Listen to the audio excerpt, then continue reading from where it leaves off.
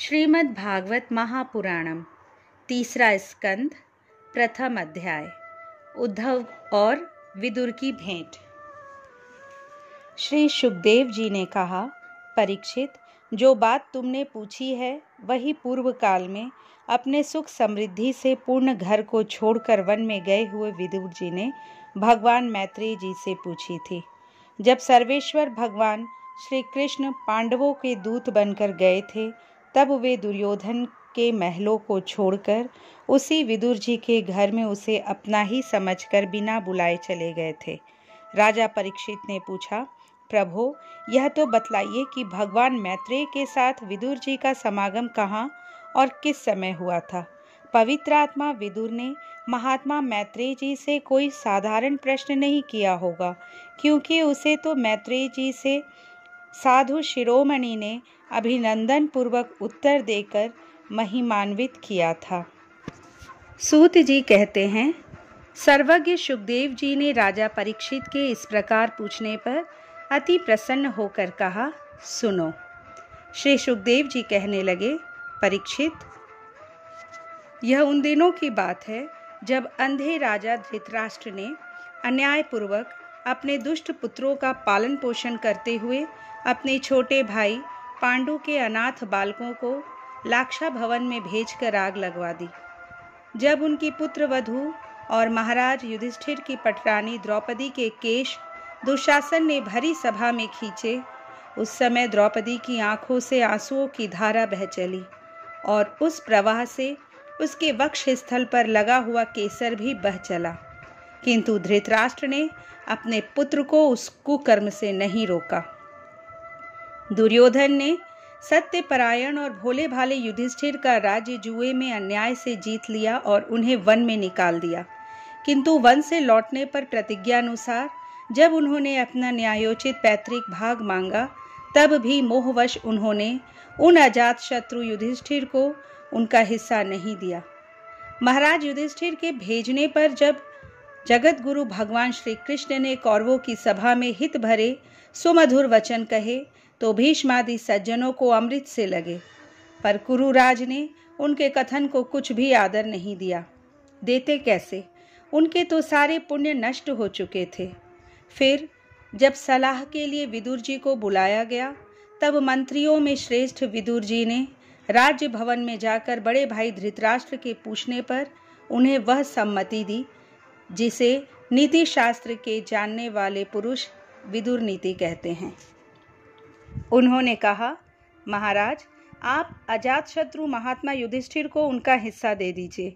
वे आपके न सहने योग्य अपराध को भी सह रहे हैं। भीम रूप काले नाग से तो आप भी बहुत डरते हैं।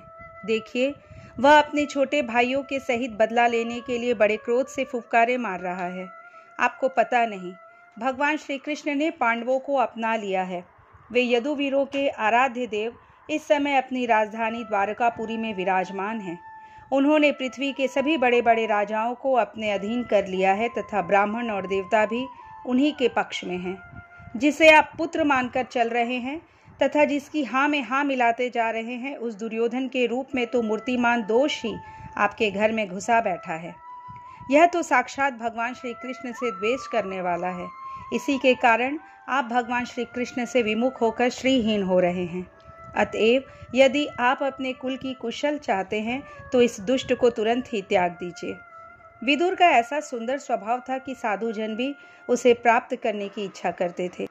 किंतु उनकी यह बात सुनते ही कर्ण, दुशासन और शकुनी के सहित दुर्योधन के होठ अत्यंत क्रोध से फड़कने लगे और उसने उनका तिरस्कार करते हुए कहा, अरे, इस कुटिल दासी पुत्र को यहाँ किसने बुलाया है? यह जिनके टुकड़े खा खाकर जीता है, उन्हीं के प्रतिकूल होकर शत्रु का काम बनाना चाहता है। इसके प्राण तो मत लो, परंतु इसे हमारे नगर से तुरंत बाहर निकाल दो। भाई के सामने ही कानों में बाण के समान लगने वाले इन अत्यंत कठोर वचनों से मर्माहत होकर भी विदुर जी ने कुछ बुरा न माना और भगवान की माया को प्रबल समझकर अपना धनुष राजद्वार पर रखकर वे हस्तिनापुर से चल दिए। कौरवों को विदुर जैसा महात्मा बड़े पुण्य से प्राप्त हुए थे। वे हस्तिनापुर से चलकर पुण्य करने की इच्छा से भूमंडल में तीर्थपाद भगवान के क्षेत्रों में विचरने लगे, जहाँ श्रीहरि, ब्रह्मा, रुद्र, अनंत आदि अनेकों मूर्तियों के रूप में विराजमान हैं। जहाँ जहाँ भगवान की प्रतिमाओं से सुशोभित तीर्थ स्थान, नगर, पवित्र वन, पर्वत, निकुंज और निर्मल जल से भरे हुए नदी, सरोवर आदि थे, उन सभी स्थानों में वे अकेले ही विचरते रहे। वे अवधूत वेश में स्वच्छंदता पूर्वक पृथ्वी पर विचरते थे, जिससे आत्मीजन उन्हें पहचान न सके। वे शरीर को सजाते न थे, पवित्र और साधारण भोजन करते, शुद्ध वृत्ति से जीवन निर्वाह करते, प्रत्येक तीर्थ में स्नान करते, जमीन पर सोते और भगवान को प्रसन्न करने वाले व्रतों का पालन करते रहते थे। इस प्रकार भारतवर्ष में ही विचरते विचरते जब तक वे प्रभास क्षेत्र में पहुंचे, तब तक भगवान श्री कृष्ण की सहायता से महाराज युधिष्ठिर पृथ्वी का एक छत्र अखंड राज्य करने लगे थे। वहां उन्होंने अपने कौरव बंधुओं के विनाश का समाचार सुना, जो आपस की कलह के कारण परस्पर लड़ भिड़कर उसी प्रकार नष्ट हो गए थे, जैसे अपनी ही रगड़ से उत्पन्न हुई आग से बांसों का सारा जंगल जलकर खाक हो जाता है। यह सुनकर वे शोक करते हुए चुपचाप सरस्वती के तीर पर आ गए। वहां उन्होंने त्रित, उष्णा, मनु, पृथु, अग्नि, असित, वायु, सुदास, गौ, गुह और श्राद्ध देव के नामों से प्रसिद्ध 11 तीर्थों का सेवन किया। इनके सिवा पृथ्वी में ब्राह्मण और देवताओं के स्थापित किए हुए जो भगवान विष्णु के और भी अनेकों मंदिर थे, जिनके शिखरों पर भगवान के प्रधान आयुध चक्र के चिन्ह थे और जिनके दर्शन मात्र से श्री कृष्ण का स्मरण हो आता था, उनका भी सेवन किया। वहां से चलकर वे धन धान्यपूर्ण सौराष्ट्र, सौवीर, मत्स्य और कुरु जांगल आदि देशों में होते हुए जब कुछ दिनों में यमुना तट पर पहुंचे, तब वहां उन्होंने परम भागवत उद्धव जी का दर्शन किया। वे भगवान श्री कृष्ण के प्रख्यात सेवक और अत्यंत शांत स्वभाव के थे। वे पहले बृहस्पति जी के शिष्य रह चुके थे।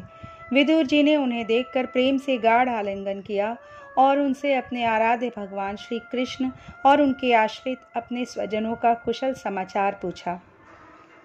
विदुर जी कहने लगे, उद्धव जी, पुराण पुरुष बलराम जी और श्री कृष्ण ने अपने ही नाभि कमल से उत्पन्न हुए ब्रह्मा जी की प्रार्थना से इस जगत में अवतार लिया है। वे पृथ्वी का भार उतारकर सबको आनंद देते हुए अब श्री वसुदेव जी के घर कुशल से रह रहे हैं ना। प्रियवर, हम कुरुवंशियों के परम सुहृद और पूज्य वसुदेव जी, जो पिता के समान उदारता पूर्वक अपनी कुंती आदि बहनों को उनके स्वामियों का संतोष कराते हुए उनकी सभी मनचाही वस्तुएं देते आए हैं, आनंद पूर्वक है ना। प्यारे उद्धव जी, यादवों के सेनापति वीरवर प्रद्युम्न जी तो प्रसन्न है ना, जो पूर्व जन्म में कामदेव थे तथा जिन्हें देवी रुक्मणी जी ने ब्राह्मणों की आराधना करके भगवान से प्राप्त किया था। सात्वत, वृष्णि, भोज और दाशार्ह वंशी यादवों के अधिपति महाराज उग्रसेन तो सुख से है ना, जिन्होंने राज्य पाने की आशा का सर्वथा परित्याग कर दिया था, किंतु कमल नयन भगवान श्री कृष्ण ने जिन्हें फिर से राज सिंहासन पर बैठाया। सौम्य, अपने पिता श्री कृष्ण के समान समस्त रथियों में अग्रगण्य श्री कृष्ण तनय सांब सकुशल तो है ना। ये पहले पार्वती जी के द्वारा गर्भ में धारण किए हुए स्वामी कार्तिक हैं। अनेकों व्रत करके जाम्बवती ने इन्हें जन्म दिया था। जिन्होंने अर्जुन से रहस्य युक्त धनुर्विद्या की शिक्षा पाई है, वे सात्यकी तो कुशल पूर्वक हैं। वे भगवान श्री कृष्ण की सेवा से अनायास ही भगवत जनों की उस महान स्थिति पर पहुंच गए हैं, जो बड़े बड़े योगियों को भी दुर्लभ है। भगवान के शरणागत निर्मल भक्त बुद्धिमान अक्रूर जी भी प्रसन्न है ना, जो श्री कृष्ण के चरण चिन्हों से अंकित व्रज के मार्ग की रज में प्रेम से अधीर होकर लौटने लगे थे। भोजवंशी देवक की पुत्री देवकी जी अच्छी तरह है ना, जो देव माता अदिति के समान ही साक्षात विष्णु भगवान की माता है। जैसे वेद त्रयी यज्ञ विस्तार रूप अर्थ को अपने मंत्रों में धारण किए रहती है, उसी प्रकार उन्होंने भगवान श्री कृष्ण को अपने गर्भ में धारण किया था। आप भक्त जनों की कामनाएं पूर्ण करने वाले भगवान अनिरुद्ध जी सुखपूर्वक है ना, जिन्हें शास्त्र वेदों के आदि कारण और अंतःकरण चतुष्टय के चौथे अंश मन के अधिष्ठाता बतलाते हैं। सौम्य स्वभाव उद्धव जी, अपने हृदयेश्वर भगवान श्री कृष्ण का अनन्य भाव से अनुसरण करने वाले, जो हृदिक सत्य, भामानंदन, चारुदेशन और गद आदि अन्य भगवान के पुत्र हैं, वे सब भी कुशल पूर्वक है ना?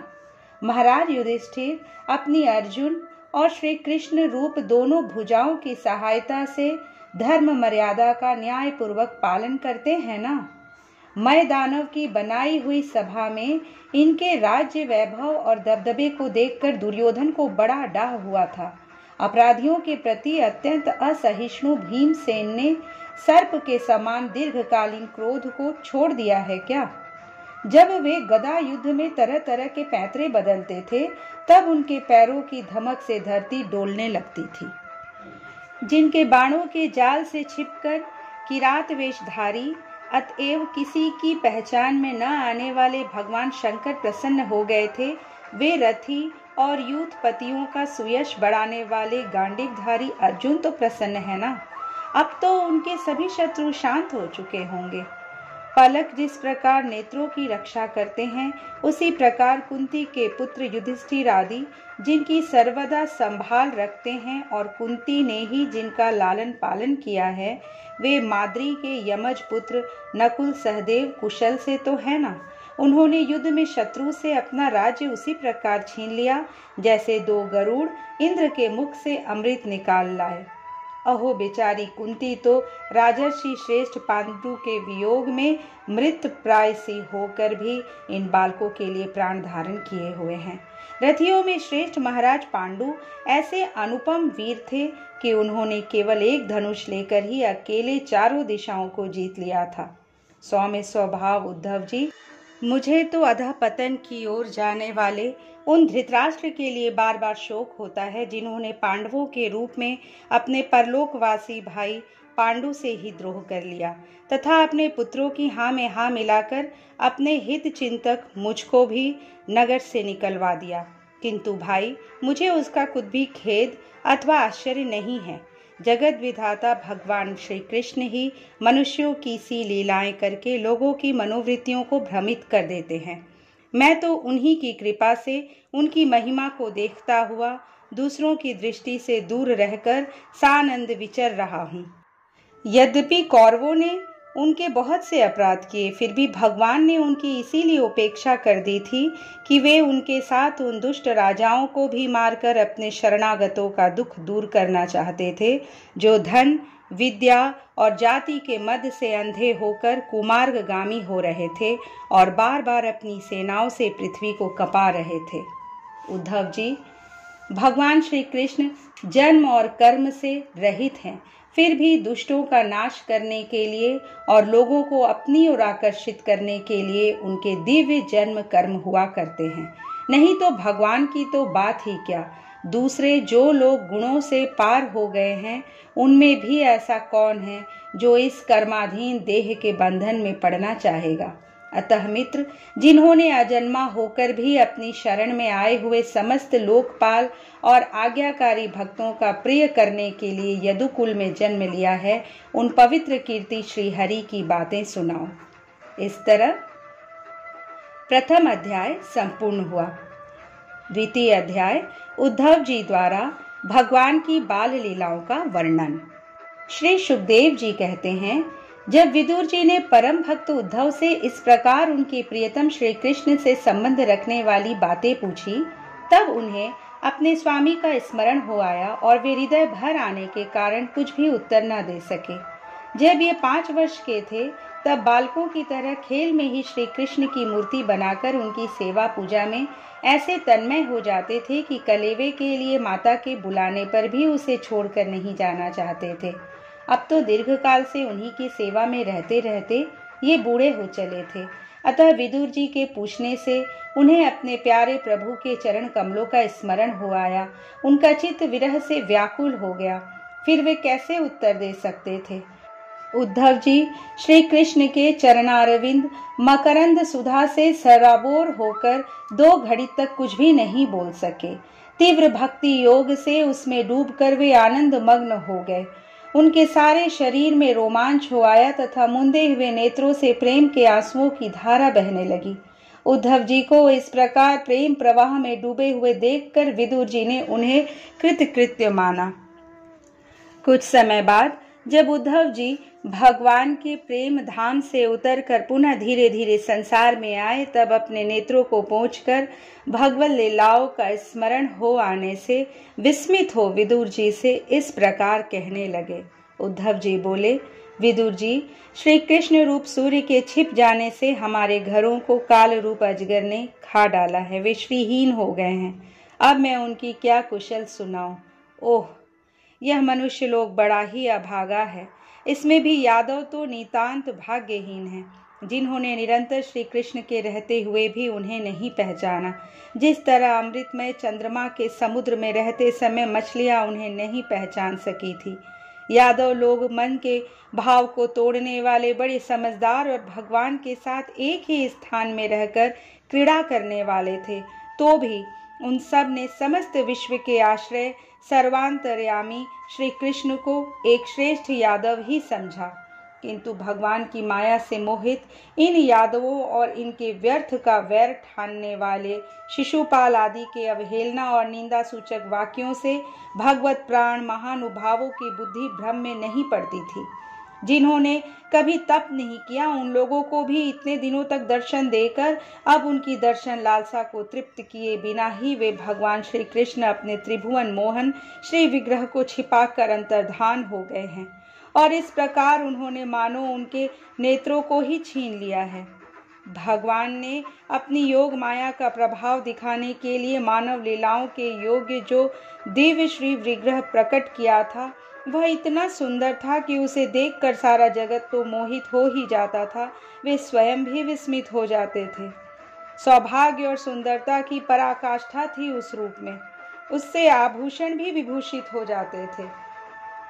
धर्मराज युधिष्ठिर के राजसूय यज्ञ में जब भगवान के उस नयनाभिराम रूप पर लोगों की दृष्टि पड़ी थी, तब त्रिलोकी ने यही माना था कि मानव सृष्टि की रचना में विधाता की जितनी चतुराई है, सब इसी रूप में पूरी हो गई है। उनके प्रेम पूर्ण हास्य विनोद और लीलामय चितवन से सम्मानित होने पर व्रज बालाओं की आंखें उन्हीं की ओर लग जाती थी, और उनका चित्त भी ऐसा तल्लीन हो जाता था कि वे घर के काम धंधों को अधूरा ही छोड़कर जड़ पुतलियों की तरह खड़ी रह जाती थी। चराचर जगत और प्रकृति के स्वामी भगवान ने जब अपने शांत रूप महात्माओं को अपने ही घोर रूप असुरों से सताए जाते देखा, तब वे करुणा भाव से द्रवित हो गए और अजन्मा होने पर भी अपने अंश बलराम जी के साथ काष्ठ में अग्नि के समान प्रकट हुए।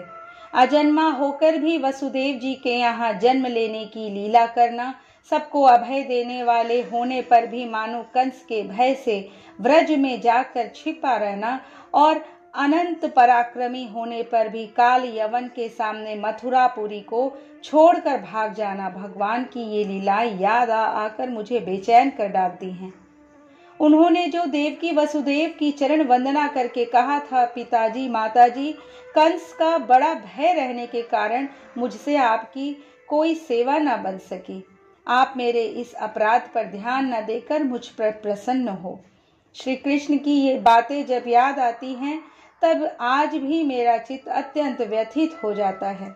जिन्होंने काल रूप अपने भ्रिकुटी विलास से ही पृथ्वी का सारा भार उतार दिया था, उन श्री कृष्ण के पाद पद्म पराग का सेवन करने वाला ऐसा कौन पुरुष है जो उसे भूल सके। आप लोगों ने राजसूय यज्ञ में प्रत्यक्ष ही देखा था कि श्री कृष्ण से द्वेष करने वाले शिशुपाल को वह सिद्धि मिल गई जिसकी बड़े बड़े योगी भली भांति योग साधना करके स्पृहा करते रहते हैं। उनका विरह भला कौन सह सकता है। शिशुपाल के ही समान महाभारत युद्ध में जिन दूसरे योद्धाओं ने अपनी आंखों से भगवान श्री कृष्ण के नयनाभिराम मुख कमल का मकरंद पान करते हुए अर्जुन के बाणों से बिंध कर प्राण त्याग किया, वे पवित्र होकर सब के सब भगवान के परम धाम को प्राप्त हो गए। स्वयं भगवान श्री कृष्ण तीनों लोकों के अधीश्वर हैं। उनके समान भी तो कोई नहीं है, उनसे बढ़कर तो कौन होगा। वे अपने स्वतः सिद्ध ऐश्वर्य से ही सर्वदा पूर्व काम हैं। इंद्र आदि असंख्य लोकपालगण नाना प्रकार की भेंटें ला लाकर अपने अपने मुकुटों के अग्रभाग से उनके चरण रखने की चौकी को प्रणाम किया करते हैं। विदुर जी, वे ही भगवान श्री कृष्ण राज सिंहासन पर बैठे हुए उग्रसेन के सामने खड़े होकर निवेदन करते थे, देव हमारी प्रार्थना सुनिए। उनके इस सेवा भाव की याद आते ही हम जैसे सेवकों का चित्त अत्यंत व्यथित हो जाता है। पापिनी पूतना ने अपने स्तनों में हलाहल विष लगाकर श्री कृष्ण को मार डालने की नीयत से उन्हें दूध पिलाया था। उसको भी भगवान ने वह परम गति दी जो धाय को मिलनी चाहिए। उन भगवान श्री कृष्ण के अतिरिक्त और कौन दयालु है जिसकी शरण ग्रहण करे। मैं असुरों को भी भगवान का भक्त समझता हूँ, क्योंकि वैर भाव जनित क्रोध के कारण उनका चित्त सदा श्री कृष्ण में लगा रहता था और उन्हें रणभूमि में सुदर्शन चक्रधारी भगवान को कंधे पर चढ़ाकर झपटते हुए गरुड़ जी के दर्शन हुआ करते थे। ब्रह्मा जी की प्रार्थना से पृथ्वी का भार उतारकर उसे सुखी करने के लिए कंस के कारागार में वसुदेव देवकी के यहाँ भगवान ने अवतार लिया था। उस समय कंस के डर से पिता वसुदेव जी ने उन्हें नंद बाबा के व्रज में पहुंचा दिया था। वहां वे बलराम जी के साथ 11 वर्ष तक इस प्रकार छिप कर रहे कि उनका प्रभाव व्रज के बाहर किसी पर प्रकट नहीं हुआ। यमुना के उपवन में जिसके हरे भरे वृक्षों पर करलव करते हुए पक्षियों के झुंड रहते हैं, भगवान श्री कृष्ण ने बछड़ों को चराते हुए ग्वाल बालों की मंडली के साथ विहार किया था। वे व्रजवासियों की दृष्टि आकृष्ट करने के लिए अनेकों बाल लीला उन्हें दिखाते थे।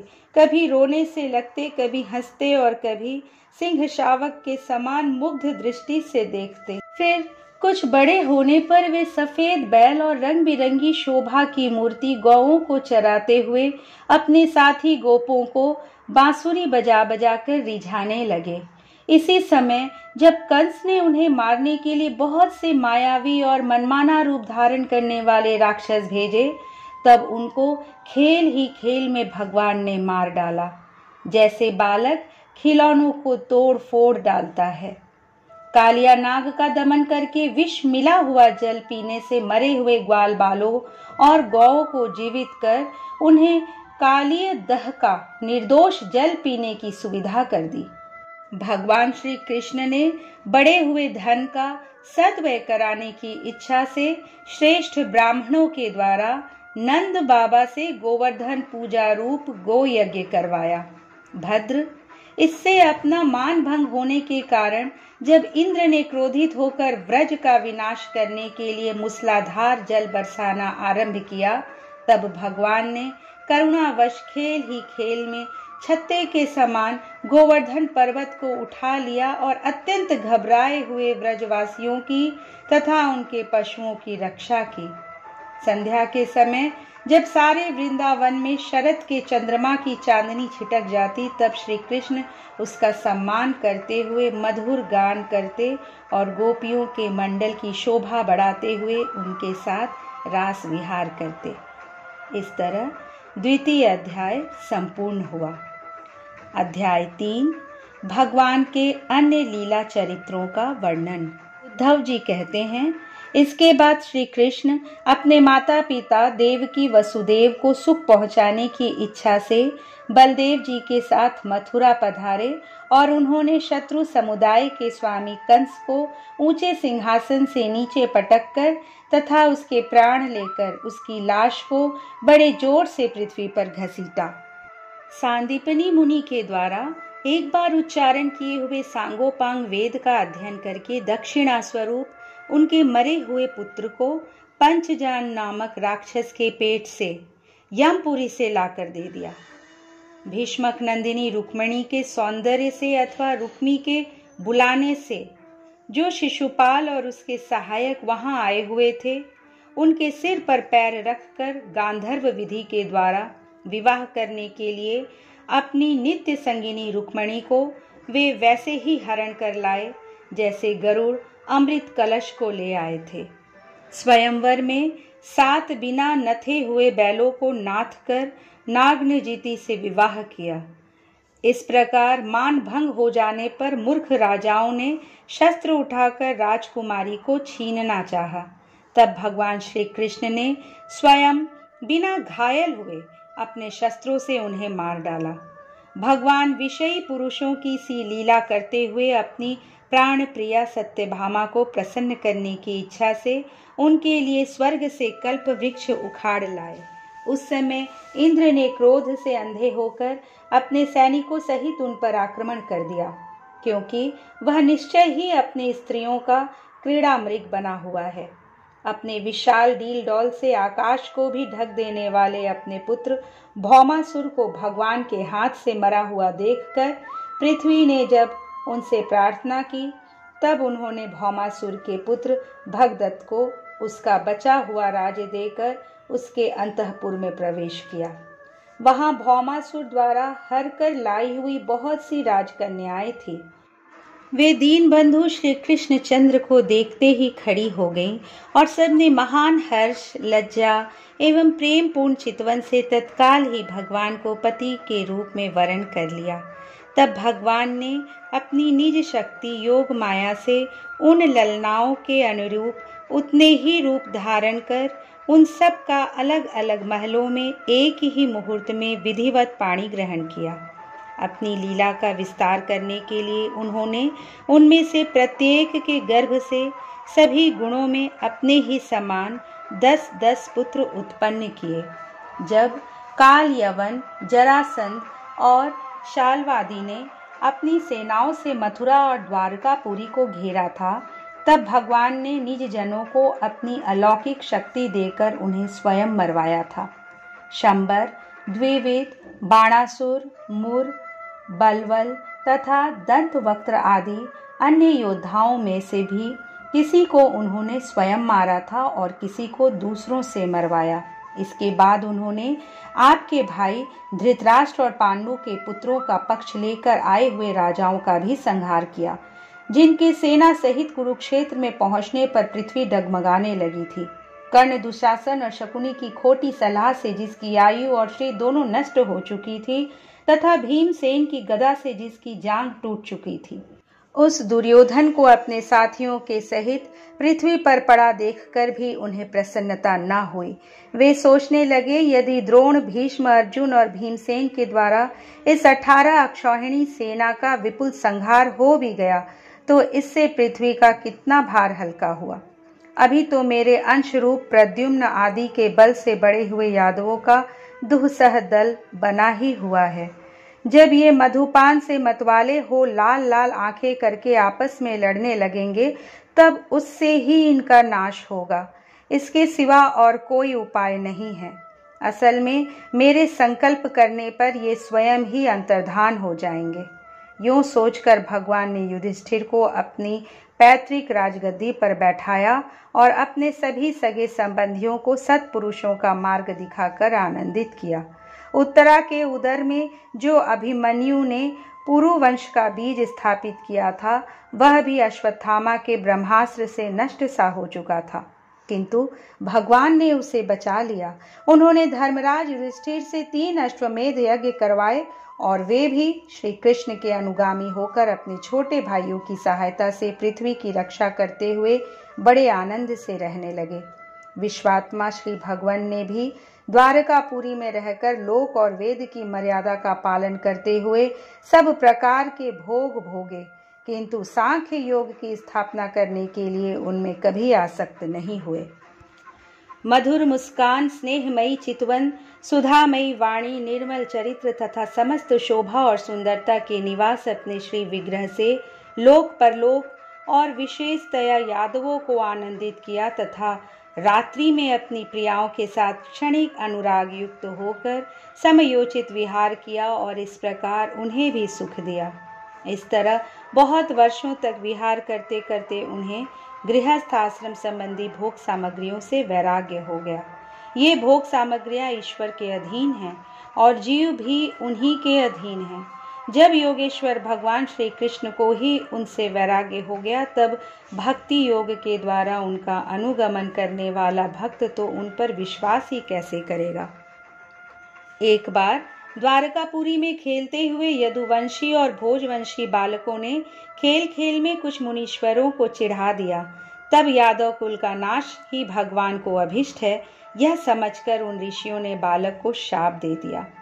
इसके कुछ ही महीने बाद भावी वर्ष वृष्णि भोज और अंधकवंशी यादव बड़े हर्ष से रथों पर चढ़कर प्रभास क्षेत्र को गए। वहां स्नान करके उन्होंने उस तीर्थ के जल से पितर, देवता और ऋषियों का तर्पण किया तथा ब्राह्मणों को श्रेष्ठ गौवें दी। उन्होंने सोना चांदी, शैया, वस्त्र, मृग चर्म, कंबल, पालकी, रथ, हाथी, कन्याएं और ऐसी भूमि जिससे जीविका चल सके तथा नाना प्रकार के सरस अन्न भी भगवत दर्पण करके ब्राह्मणों को दिए। इसके पश्चात गौ और ब्राह्मणों के लिए ही प्राण धारण करने वाले उन वीरों ने पृथ्वी पर सिर टेक कर उन्हें प्रणाम किया। इस तरह तृतीय स्कंद का तृतीय अध्याय संपूर्ण हुआ। चतुर्थ अध्याय उद्धव जी से विदा होकर विदुर जी का मैत्रेय ऋषि के पास जाना। उद्धव जी ने कहा, फिर ब्राह्मणों की आज्ञा पाकर यादवों ने भोजन किया और वारुणी मदिरा पी। उससे उनका ज्ञान नष्ट हो गया और वे दुर्वचनों से एक दूसरे के हृदय को चोट पहुंचाने लगे। मदिरा के नशे से उनकी बुद्धि बिगड़ गई और जैसे आपस की रगड़ से बांसों में आग लग जाती है, उसी प्रकार सूर्यास्त होते होते उनमें मार काट होने लगी। भगवान अपनी माया की उस विचित्र गति को देखकर सरस्वती के जल से आचमन करके एक वृक्ष के नीचे बैठ गए। इससे पहले कि शरणागतों का दुख दूर करने वाले भगवान श्री कृष्ण अपने कुल का संहार करने की इच्छा होने पर मुझसे कह दिया था कि तुम बदरिकाश्रम चले जाओ। विदुर जी, इससे यद्यपि मैं उनका आशय समझ गया था, तो भी स्वामी के चरणों का वियोग न सह सकने के कारण मैं उनके पीछे पीछे प्रभास क्षेत्र में पहुंच गया। वहां मैंने देखा कि जो सबके आश्रय हैं किंतु जिनका कोई और आश्रय नहीं है, वे प्रियतम प्रभु शोभाधाम श्याम सुंदर सरस्वती के तट पर अकेले ही बैठे हैं। दिव्य विशुद्ध सत्वमय अत्यंत सुंदर श्याम शरीर है, शांति से भरी रत नारी आंखें हैं। उनकी 4 भुजाएं और रेशमी पीतांबर देखकर मैंने उनको दूर से ही पहचान लिया। वे एक पीपल के छोटे से वृक्ष का सहारा लिए बाई जांघ पर दायां चरण कमल रखे बैठे थे। भोजन पान का त्याग कर देने पर भी वे आनंद से प्रफुल्लित हो रहे थे। इसी समय व्यास जी के प्रिय मित्र परम भागवत सिद्ध मैत्रेयी जी लोकों में स्वच्छंद विचरते हुए वहां आ पहुंचे। मैत्रेयी मुनि भगवान के अनुरागी भक्त हैं। आनंद और भक्ति भाव से उनकी गर्दन झुक रही थी। उनके सामने ही श्री हरि ने प्रेम एवं मुस्कान युक्त चितवन से मुझे आनंदित करते हुए कहा। श्री भगवान कहने लगे, मैं तुम्हारी आंतरिक अभिलाषा जानता हूँ, इसलिए मैं तुम्हें वह साधन देता हूँ जो दूसरों के लिए अत्यंत दुर्लभ है। उद्धव, तुम पूर्व जन्म में वसु थे। विश्व की रचना करने वाले प्रजापतियों और वसुओं के यज्ञ में मुझे पाने की इच्छा से ही तुमने मेरी आराधना की थी। साधु स्वभाव उद्धव, संसार में तुम्हारा ये अंतिम जन्म है, क्योंकि इसमें तुमने मेरा अनुग्रह प्राप्त कर लिया है। अब मैं मर्त्य लोक को छोड़कर अपने धाम में जाना चाहता हूँ। इस समय यहाँ एकांत में तुमने अपनी अनन्य भक्ति के कारण ही मेरा दर्शन पाया है। यह बड़े सौभाग्य की बात है। पूर्व काल के आरंभ में मैंने अपने नाभि कमल पर बैठे हुए ब्रह्मा को अपनी महिमा के प्रकट करने वाले जिस श्रेष्ठ ज्ञान का उपदेश किया था और जिसे विवेकी लोग भागवत कहते हैं, वही मैं तुम्हें देता हूँ।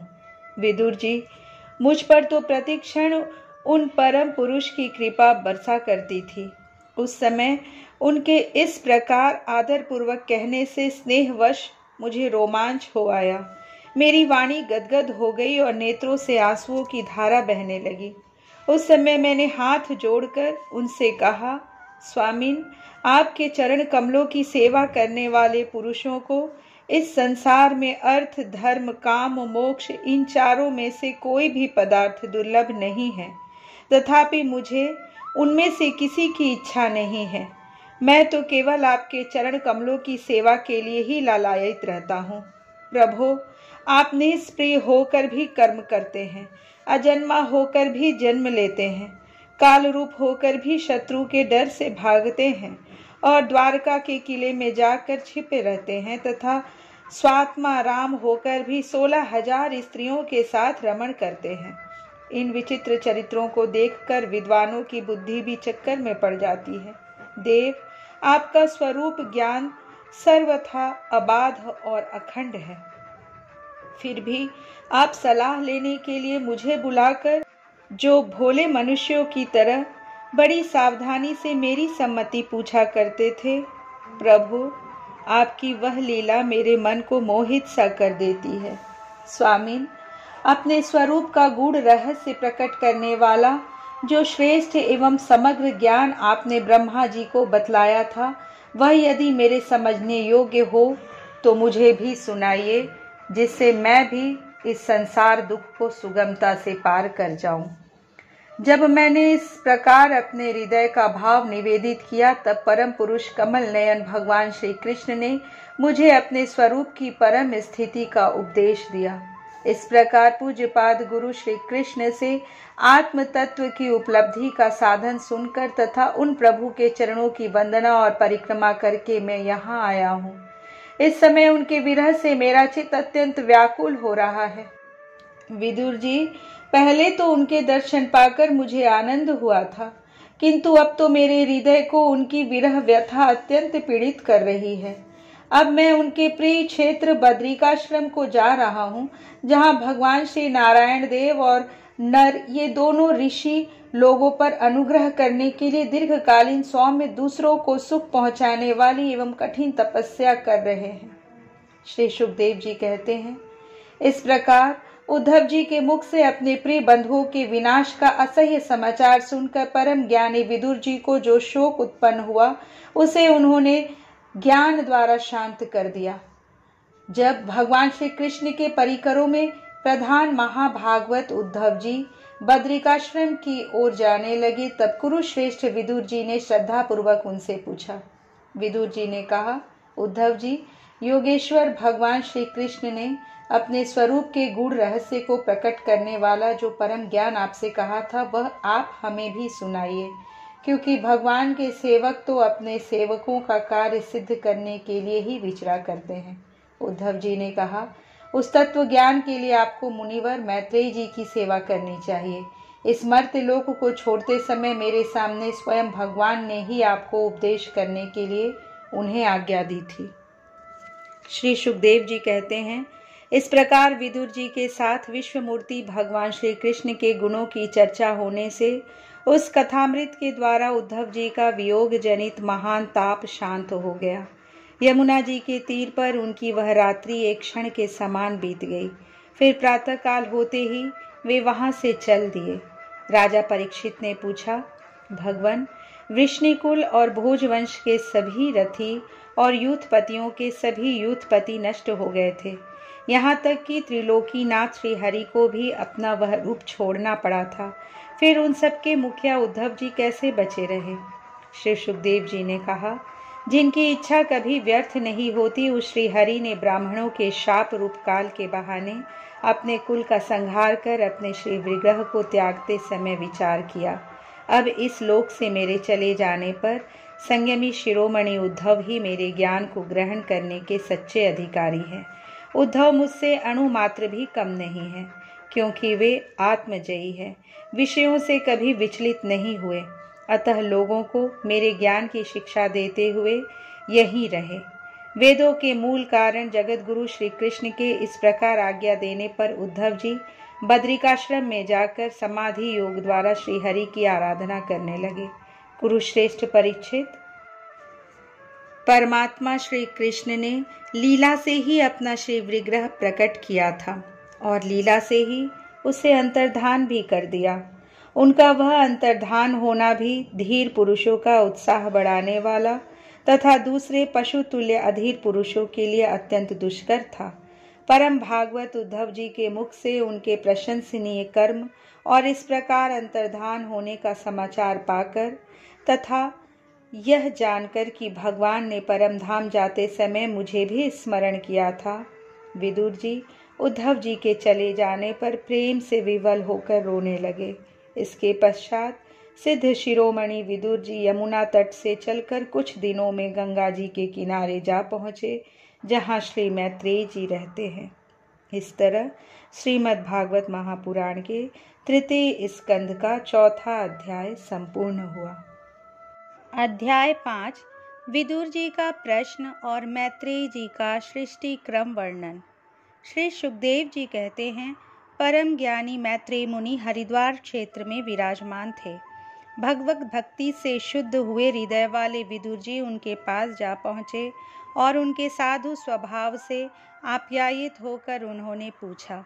विदुर जी ने कहा, भगवन, संसार में सब लोग सुख के लिए कर्म करते हैं, परंतु उनसे न तो उन्हें सुख ही मिलता है और न उनका दुख ही दूर होता है, बल्कि उससे भी उनके दुख की वृद्धि ही होती है।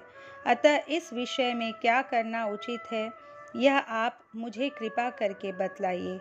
जो लोग दुर्भाग्यवश भगवान श्री कृष्ण से विमुख, अधर्म परायण और अत्यंत दुखी हैं, उन पर कृपा करने के लिए ही आप जैसे भाग्यशाली भगवत भक्त संसार में विचरा करते हैं। साधु शिरोमणे, आप मुझे उस शांतिप्रद साधन का उपदेश दीजिए जिसके अनुसार आराधना करने से भगवान अपने भक्तों के भक्तिपूत हृदय में आकर विराजमान हो जाते हैं और अपने स्वरूप का अपरोक्ष अनुभव कराने वाला सनातन ज्ञान प्रदान करते हैं। त्रिलोकी के नियंता और परम स्वतंत्र श्रीहरि अवतार लेकर जो जो लीलाएं करते हैं, जिस प्रकार अकर्ता होकर भी उन्होंने कल्प के आरंभ में इस सृष्टि की रचना की, जिस प्रकार इसे स्थापित करके वे जगत के जीवों की जीविका का विधान करते हैं, फिर जिस प्रकार इसे अपने हृदयाकाश में लीन कर वृत्ति शून्य हो योग माया का आश्रय लेकर शयन करते हैं, और जिस प्रकार वे योगेश्वरेश्वर प्रभु एक होने पर भी इस ब्रह्मांड में अंतर्यामी रूप से अनुप्रविष्ट होकर अनेकों रूपों में प्रकट होते हैं, वह सब रहस्य आप हमें समझाइए। ब्राह्मण, गौ और देवताओं के कल्याण के लिए जो अनेकों अवतार धारण करके लीला से ही नाना प्रकार के दिव्य कर्म करते हैं, वे भी हमें सुनाइए। यशस्वियों के मुकुटमणि श्री हरि के लीलामृत का पान करते करते हमारा मन तृप्त नहीं होता। हमें ये भी सुनाइए कि उन समस्त लोकपतियों के स्वामी श्री हरि ने इन लोकों, लोकपालों और लोकालोक पर्वत से बाहर के भागों को, जिनमें ये सब प्रकार के प्राणियों के अधिकारानुसार भिन्न भिन्न भेद प्रतीत हो रहे हैं, किन तत्वों से रचा है।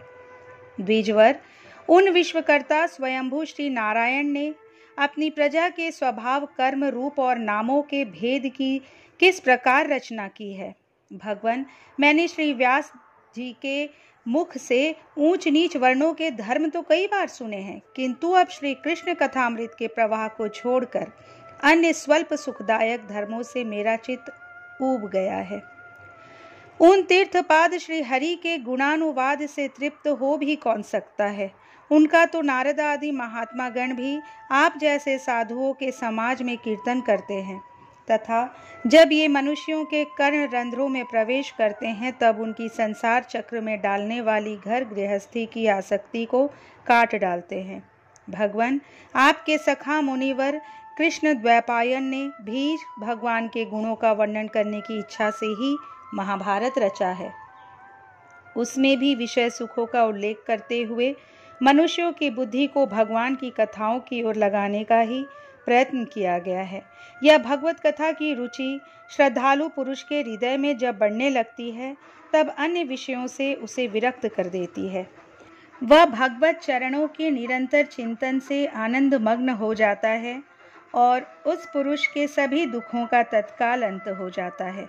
मुझे तो उन शोचनीयों के भी शोचनीय अज्ञानी पुरुषों के लिए निरंतर खेद रहता है, जो अपने पिछले पापों के कारण श्री हरि की कथाओं से विमुख रहते हैं। हाय, काल भगवान उनके अमूल्य जीवन को काट रहे हैं और वे वाणी, देह और मन से व्यर्थ वाद विवाद, व्यर्थ चेष्टा और व्यर्थ चिंतन में लगे रहते हैं।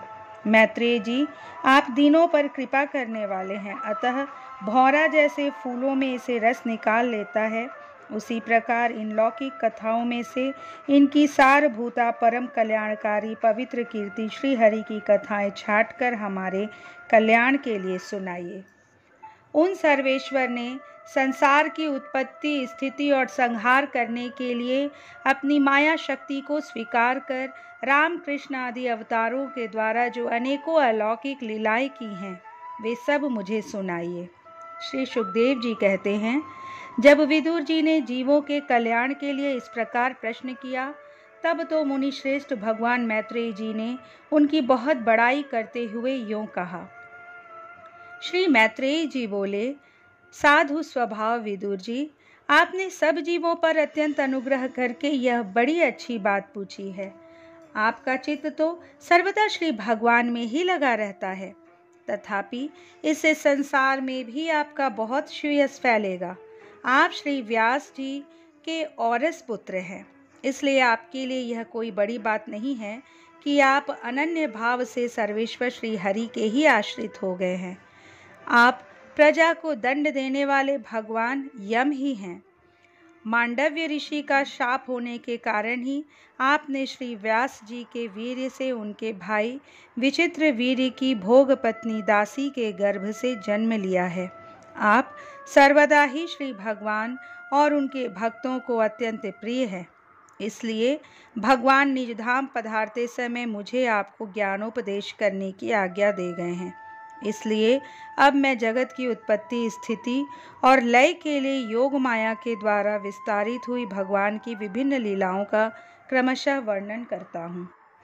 सृष्टि रचना के पूर्व समस्त आत्माओं के आत्मा एक पूर्ण परमात्मा ही थे। न दृष्टा था न दृश्य। सृष्टि काल में अनेक वृत्तियों के भेद से जो अनेकता दिखाई पड़ती है, वह भी वही थे, क्योंकि उनकी इच्छा अकेले रहने की थी। वे ही दृष्टा होकर देखने लगे, परंतु उन्हें दृश्य दिखाई नहीं पड़ा, क्योंकि उस समय वे ही अद्वितीय रूप से प्रकाशित हो रहे थे।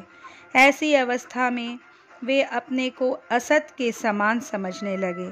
वस्तुतः वे असत नहीं थे, क्योंकि उनकी शक्तियाँ ही सोई थी, उनके ज्ञान का लोप नहीं हुआ था। यह दृष्टा और दृश्य का अनुसंधान करने वाली शक्ति ही कार्य कारण रूपा माया है। महाभाग विदुर जी, इस भावाभाव रूप अनिर्वचनीय माया के द्वारा ही भगवान ने इस विश्व का निर्माण किया है। काल शक्ति से जब यह त्रिगुणमयी माया क्षोभ को प्राप्त हुई, तब उन इंद्रियातीत चिन्मय परमात्मा ने अपने अंश पुरुष रूप से उसमें चिदाभास रूप बीज स्थापित किया। तब काल की प्रेरणा से उस अव्यक्त माया से महतत्व प्रकट हुआ। वह मिथ्या ज्ञान का नाशक होने के कारण विज्ञान स्वरूप और अपने में सूक्ष्म रूप से स्थित प्रपंच की अभिव्यक्ति करने वाला था। फिर चिदाभास गुण और काल के अधीन उस महतत्व ने भगवान की दृष्टि पड़ने पर इस विश्व की रचना के लिए अपना रूपांतर किया। महतत्व के विकृत होने पर अहंकार की उत्पत्ति हुई, जो कार्य, अधिभूत, कारण, आध्यात्म और कर्ता, अधिदैव रूप होने के कारण भूत, इंद्रिय और मन का कारण है। वह अहंकार वैकारिक, तेजस और तामस भेद से 3 प्रकार का है। अतः अहं तत्व में विकार होने पर वैकारिक अहंकार से मन और जिनसे विषयों का ज्ञान होता है, वे इंद्रियों के अधिष्ठाता देवता हुए। तेजस अहंकार से ज्ञानेंद्रियां और कर्मेंद्रियां हुई, तथा तामस अहंकार से सूक्ष्म भूतों का कारण शब्द तन्मात्र हुआ, और उससे दृष्टांत रूप से आत्मा का बोध कराने वाला आकाश उत्पन्न हुआ।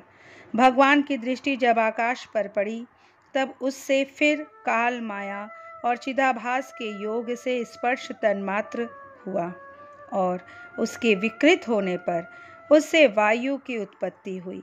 अत्यंत बलवान वायु ने आकाश के सहित विकृत होकर रूप तन्मात्र की रचना की, और उससे संसार का प्रकाशक तेज उत्पन्न हुआ। फिर परमात्मा की दृष्टि पड़ने पर वायु युक्त तेज ने काल, माया और चिदंश के योग से विकृत होकर रस तन्मात्र के कार्य जल को उत्पन्न किया। तदंतर तेज से युक्त जल ने ब्रह्म का दृष्टिपात होने पर काल, माया और चिदंश के योग से गंध गुणमयी पृथ्वी को उत्पन्न किया। विदुर जी, इन आकाश आदि भूतों में से जो भूत पीछे पीछे उत्पन्न हुए हैं, उनमें क्रमशः अपने पूर्व भूतों के गुण भी अनुगत समझने चाहिए। ये महतत्वादि के अभिमानी विकार, विक्षेप और चेतनांश विशिष्ट देवगण श्री भगवान के ही अंश है, किंतु पृथक पृथक रहने के कारण जब वे विश्व रचना रूप अपने कार्य में सफल नहीं हुए, तब हाथ जोड़कर भगवान से कहने लगे। देवताओं ने कहा, देव, हम आपके चरण कमलों की वंदना करते हैं। ये अपनी शरण में आए हुए जीवों का ताप दूर करने के लिए छत्र के समान हैं तथा इनका आश्रय लेने से यतिजन अनंत संसार दुख को सुगमता से ही दूर फेंक देते हैं। जगतकर्ता जगदीश्वर इस संसार में तापत्रय से व्याकुल रहने के कारण जीवों को जरा भी शांति नहीं मिलती। इसलिए भगवान, हम आपके चरणों की ज्ञानमयी छाया का आश्रय लेते हैं। मुनिजन, एकांत स्थान में रहकर आपके मुख कमल का आश्रय लेने वाले वेद मंत्र रूप पक्षियों के द्वारा जिनका अनुसंधान करते रहते हैं तथा जो संपूर्ण पापनाशिनी नदियों में श्रेष्ठ श्री गंगा जी के उद्गम स्थान हैं, आपके उन परम पावन पाद पद्मों का हम आश्रय लेते हैं। हम आपके चरण कमलों की उस चौकी का आश्रय ग्रहण करते हैं जिसे भक्तजन श्रद्धा और श्रवण कीर्तन आदि भक्ति से परिमार्जित अंतःकरण में धारण करके वैराग्य पुष्ट ज्ञान के द्वारा परम धीर हो जाते हैं। ईश, आप संसार की उत्पत्ति, स्थिति और संहार के लिए ही अवतार लेते हैं। अतः हम सब आपके उन चरण कमलों की शरण लेते हैं जो अपना स्मरण करने वाले भक्तजनों को अभय कर देते हैं। जिन पुरुषों का देह, गेह तथा उनसे संबंध रखने वाले अन्य तुच्छ पदार्थों में अहंता, ममता का दृढ़ दुराग्रह है, उनमें शरीर में रहने पर भी जो अत्यंत दूर हैं, उन्हीं आपके चरणार विंदों को हम भजते हैं। परम यशस्वी परमेश्वर, इंद्रियों के विषयाभिमुख रहने के कारण जिनका मन सर्वदा बाहर ही भटका करता है, वे पामर लोग आपके विलासपूर्ण पाद विन्यास की शोभा के विशेषज्ञ भक्त जनों का दर्शन नहीं कर पाते। इसी से वे आपके चरणों से दूर रहते हैं। देव, आपके कथामृत का पान करने से उमड़ी हुई भक्ति के कारण जिनका अंतःकरण निर्मल हो गया है, वे लोग वैराग्य ही जिसका सार है, ऐसा आत्मज्ञान प्राप्त करके अनायास ही आपके वैकुंठ धाम को चले जाते हैं। दूसरे धीर पुरुष चित्त निरोध रूप समाधि के बल से आपकी बलवती माया को जीतकर आप में ही लीन तो हो जाते हैं, पर उन्हें श्रम बहुत होता है, किंतु आपकी सेवा के मार्ग में कुछ भी कष्ट नहीं है। आदिदेव, आपने सृष्टि रचना की इच्छा से हमें त्रिगुणमय रचा है, इसलिए विभिन्न स्वभाव वाले होने के कारण हम आपस में मिल नहीं पाते और इसी से आपकी क्रीड़ा के साधन रूप ब्रह्मांड की रचना करके उसे आपको समर्पण करने में असमर्थ हो रहे हैं। अतः जन्म रहित भगवान, जिससे हम ब्रह्मांड रचकर आपको सब प्रकार के भोग समय पर समर्पण कर सके और जहाँ स्थित होकर हम भी अपनी योग्यता के अनुसार अन्न ग्रहण कर सके तथा वे सब जीव भी सब प्रकार की विघ्न बाधाओं से दूर रहकर हम और आप दोनों को भोग समर्पण करते हुए अपना अपना अन्न भक्षण कर सके, ऐसा कोई उपाय कीजिए। आप निर्विकार पुराण पुरुष ही अन्य कार्य वर्ग के सहित हम देवताओं के आदि कारण हैं। देव, पहले आप अजन्माही ने सत्वादि गुण और जन्मादि कर्मों की कारण रूपा माया शक्ति में चिदाभास रूप वीर्य स्थापित किया था। परमात्मा देव, महतत्वादि रूप हम देवगण जिस कार्य के लिए उत्पन्न हुए हैं, उसके संबंध में हम क्या करें? देव, हम पर आप ही अनुग्रह करने वाले हैं, इसलिए ब्रह्मांड रचना के लिए आप हमें क्रिया शक्ति के सहित अपनी ज्ञान शक्ति भी प्रदान कीजिए। इस प्रकार श्रीमद् भागवत महापुराण के तृतीय स्कंद का 5वां अध्याय संपूर्ण हुआ।